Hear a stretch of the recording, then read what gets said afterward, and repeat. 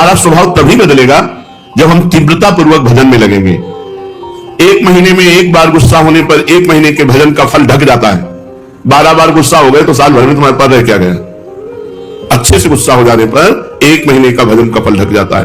ये संत जन बावरे थोड़ी कि मारो तो भी गुस्सा नहीं होते, शांत रहते हैं। तो बोले जो मारने वाला है फिर अगर उसको प्रतिकूलता नहीं दी जाएगी तो और बढ़ जाएगा।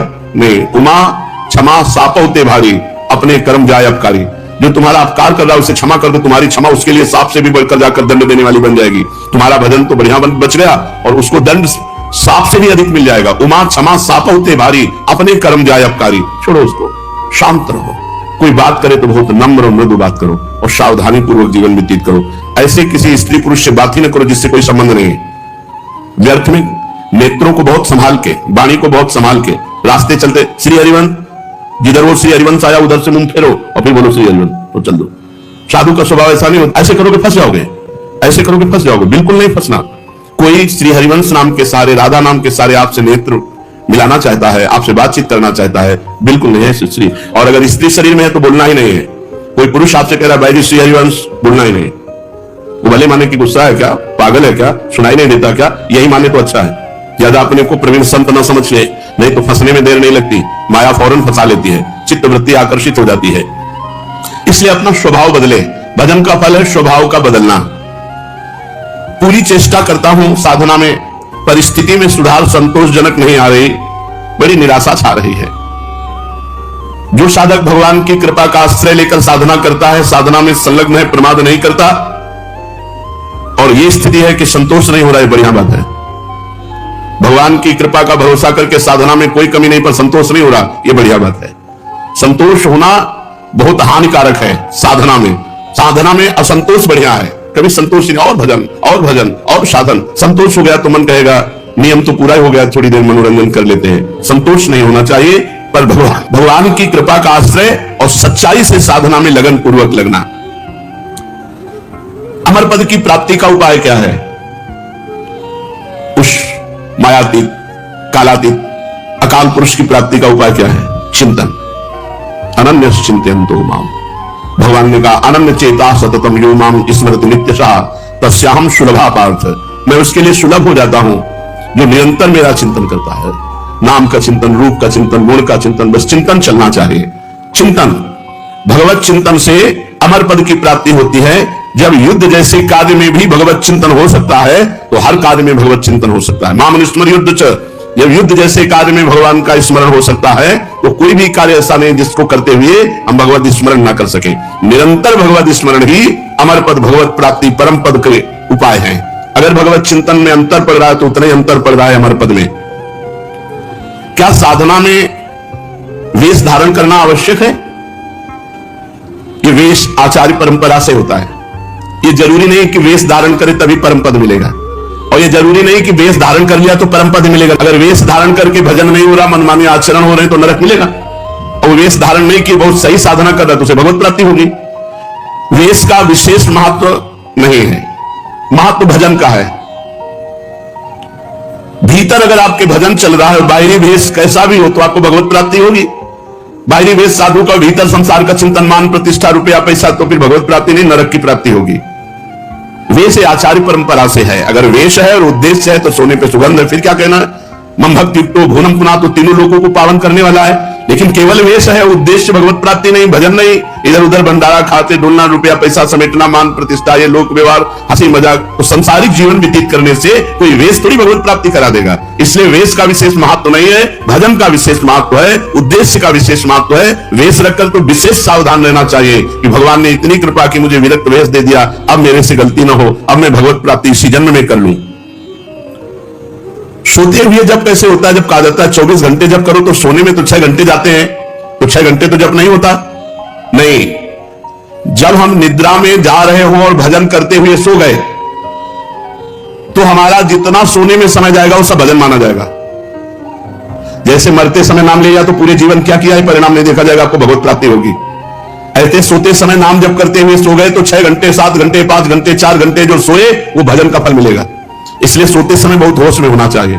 सब बातें हटा करके नाम में एकदम डूबते हुए फिर नींद में चले गए तो निद्रा समाधि स्थिति जो सोना है वो भी आपका समाधि भजन माना जाएगा, क्योंकि निद्रा में वृत्ति लीन होने के पहले आप नाम जप कर रहे थे, तो नाम जप में ही लीन माना जाएगा, निद्रा में नहीं माना जाएगा।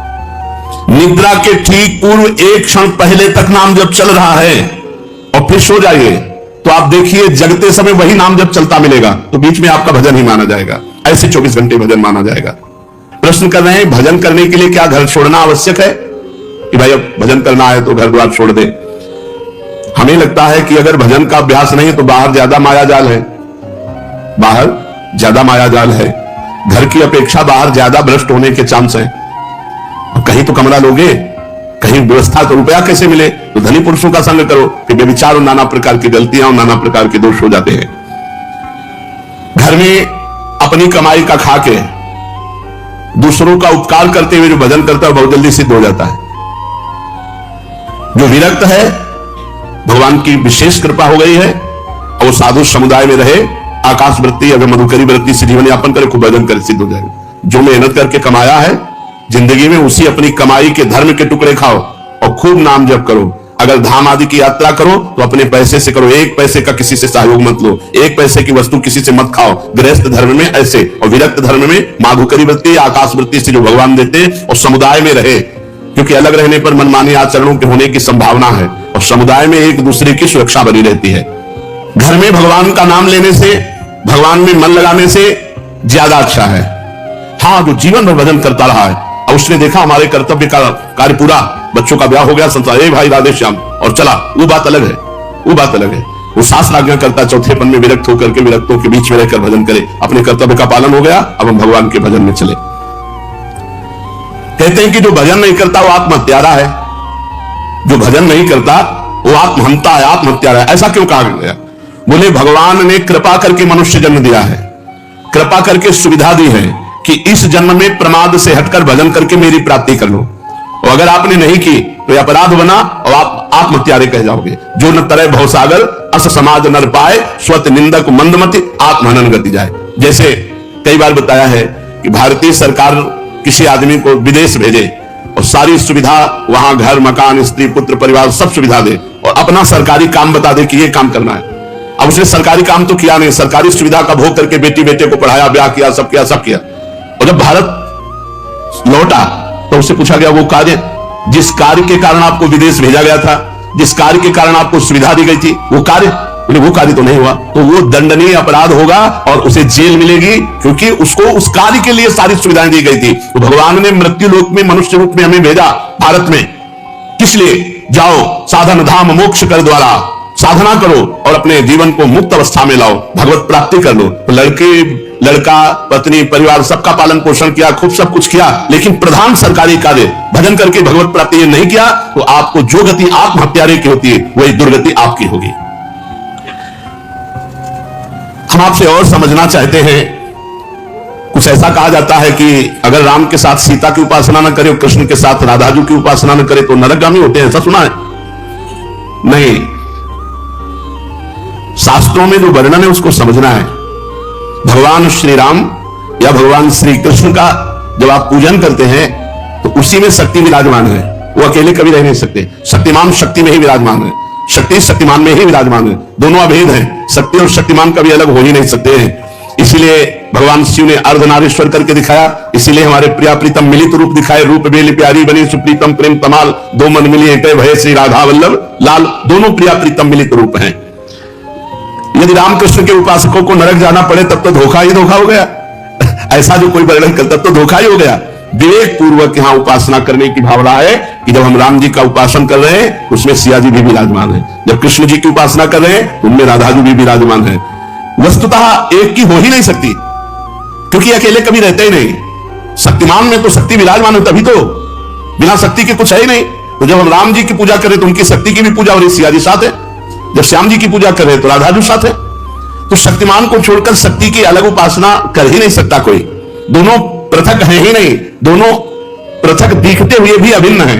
जैसे श्री हरिवंश सुरीत सुनाऊं, श्यामा श्याम एक संगाऊं, छिनिक कवौन अंतर हुई, प्राण सु एक देह दुई, प्राण सु एक देह दुई, देह दो है और प्राण एक है, मन एक है, रुचि एक है, स्वभाव एक है, वैसे एक है। जो मनुष्य इनको भिन्न भिन्न मानकर पूजा करता है उसको मान सकते हैं, जो अंतराय रखता है। लेकिन भगवान की पूजा करने वाला कभी नरक कैसे जा सकता है?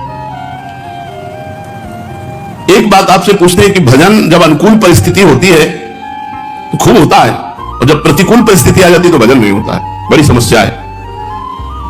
भजन अमुक परिस्थिति में होता है तो भजन ही क्या? भजन का अभ्यास परिस्थिति से नहीं, परिस्थिति से ऊपर उठ के हर परिस्थिति में भजन। बड़ी कृपा है। भूखे रहकर भजन, खा के भजन, सर्दी में भजन, ओढ़ के भजन, गर्मी में भजन, एसी में भजन, हर परिस्थिति में भजन हमारा होना चाहिए। ये देख लो, हा राधा राधा राधा, और जब गर्मी पड़े वो बड़ी गर्मी है, ऐसा नहीं। गर्मी है तो राधा राधा, और एसी है तो राधा राधा, भूखे हैं तो राधा राधा, सके हैं तो राधा राधा। वो भजन ही क्या जो परिस्थिति में हो, अनुकूल परिस्थिति मिली भजन हो गए, और भूखे हैं तो भोजन का चिंतन हो रहा है। नहीं, ये अपने को कसना चाहिए। एक आध दिन भूखे रखकर भजन करना चाहिए कि देखिए हमारा भूख में भजन होता है कि नहीं। पंखा बंद कर देना चाहिए अपने कमरे का, 2-4 घंटे टेस्ट लेना चाहिए शरीर का कि गर्मी में ऐसे ताप में हम कैसे रह सकते हैं। कई वर्षों इनका आनंद लिया गया है, तो वर्षों हितधाम की छुट्टी कुटिया तक असुविधा ही असुविधा जीवन में रही है। ये तो अभी चंद दिनों की सुविधा है। प्रत्येक परिस्थिति में भजन स्मरण, चाहे प्रतिकूल परिस्थिति हो चाहे अनुकूल परिस्थिति हो, भजन नहीं छूटना चाहिए। जब तुम ऐसा नियम लेकर दृढ़ता पूर्वक भजन करोगे तो फिर प्रतिकूल परिस्थिति में भजन होने लगेगा। अखंड भजन उसी को कहलाता है, वही कर सकता है जो हर परिस्थिति में भजन करता है। साधक के जीवन में कभी कभी दुर्भाग्य का भी अवसर आता है। वो अपने को हे समझने लगता है। जब जगत उसका अपमान करे, संसार उसकी निंदा करे, कोई उसको पूछे ना, तो उसे प्रसन्न होना चाहिए, यह भगवान के मिलन की बात आ रही है। सम्मान, अनुकूलता, सुख ये भगवान से अलग करते हैं। अपमान, प्रतिकूलता, दुख ये भगवान के सम्मुख करते हैं। जो साधक अपना चुना हुआ साधन करता है उसमें जरूर अहंकार आ जाता है। मैं व्रतशील, मैं मौनी, मैं तपस्वी, मैं, फिर उसको गिरना पड़ेगा। ये माया बड़ी बलवती है। दैवी है सागरमयी मम माया दुरत्या, बड़े बड़े ऋषि मुनियों को मोहित कर लेती है। तो यदि आप साधन का अहंकार करेंगे तो भ्रष्ट हो जाएंगे, पहला। दूसरा, आप साधन नहीं करते, साधन में पाखंड करते हैं, दिखावा करते हैं, अच्छे साधक नहीं है तो आप भ्रष्ट रहेंगे। तीसरा, आपको अपने साधन से बढ़कर सुख विषय भोगों में लगता है, इसलिए भ्रष्ट हो जाते हैं। 3 कारण हैं जो साधक साधना में चलते हुए भ्रष्ट हो जाते हैं। उनमें 3 कारण है। पहला, साधना का अहंकार। दूसरा, साधना में पाखंड, दंभ, दिखावा। और तीसरा, साधना से सुख मिलने वाले भगवदानंद से बढ़कर सुख भोगों में देखना। इसलिए जो तुम्हारे मन में वासना है उसको भोगना पड़ेगा, तो आप भ्रष्ट हो जाएंगे। साधना प्राप्त किंचित सफलता यदि कहीं प्रकट कर दी जाती है तो देखा गया साधना बंद हो जाती है। ये बिल्कुल अक्षरशः समझिए। जो भी साधन कर रहे हैं गुप्त रखिए, उसे प्रकाशित मत कीजिए। सोने से लेकर शयन तक की दिनचर्या कभी अपनी किसी के सामने मत रखिए, गुप्त रखिए। बहुत लंबे समय तक आपका साधन भजन ठीक चलेगा। और यदि आपने अपनी साधना व्यक्त कर दी, 2-4 लोग बैठे हैं, उनसे कि आप क्या समझते हो, मैं 1 बजे रात्रि को उठता हूं, ऐसा ऐसा करता हूं, ऐसा ऐसा कर, वो बंद हो जाएगा, उठना बंद हो जाएगा, वो दिनचर्या बंद हो जाएगी। ये स्पष्ट लिखा हुआ है। तो इसमें लिखा है कि दूसरों को बताने के समय हमारे चित्त में अहंकार होता है, अंतःकरण में अहंकार स्फुरित होता है। मैं इतने बजे करता हूं, मैं ये करता हूं, मैं करता हूं, इसके कारण उसकी साधना रुक जाती है। यदि उसे घुमा के वर्णन करें कि संतों ने कहा रात्रि के 1-2 बजे उठ जाना चाहिए, भजन साधन करना चाहिए, फिर ब्रह्म मुहूर्त में अमुक अमुक ऐसा साधना करना चाहिए, संतों ने कहा है। अपनी डायरेक्ट बात ना बतावे कि हमारी साधना क्या है। सदैव अपनी साधना को गुप्त रखे, भगवत चर्चा करे, संतों की बातें बताए। अपनी बात बतानी है तो किसी साधक ने ऐसा अनुभव किया, ऐसी बात बतावे। कभी अपने को उसमें सम्मिलित न कर ले कि मैं अपना अनुभव बताता हूं कि ऐसी ऐसी दिनचर्या मेरी 10 वर्ष से चल रही। तो आप लिख लो, अगर 10 दिन के अंदर न रुक जाए तो मैं बता देना। चाहे जितनी हिम्मत कर लो, 10 दिन के अंदर रुक जाएगी, गारंटी। आप अपनी संपूर्ण साधना को किसी से बता दोगे, 10 दिन के अंदर वो साधना न रुक जाए तो मैं बता देना। कभी भी किसी भी स्थिति में अपना रहस्य नहीं खोलना चाहिए साधना का, कि हम क्या साधना करते हैं, कितनी करते हैं, क्या करते हैं। कुछ अगर अनुभव के साधकों का मंगल हो तो उसे अन्य संतों के या साधकों के शब्दों में बोल दे, अपने डायरेक्ट ना खोले कि ये मेरी दिनचर्या, ये मेरी साधना है।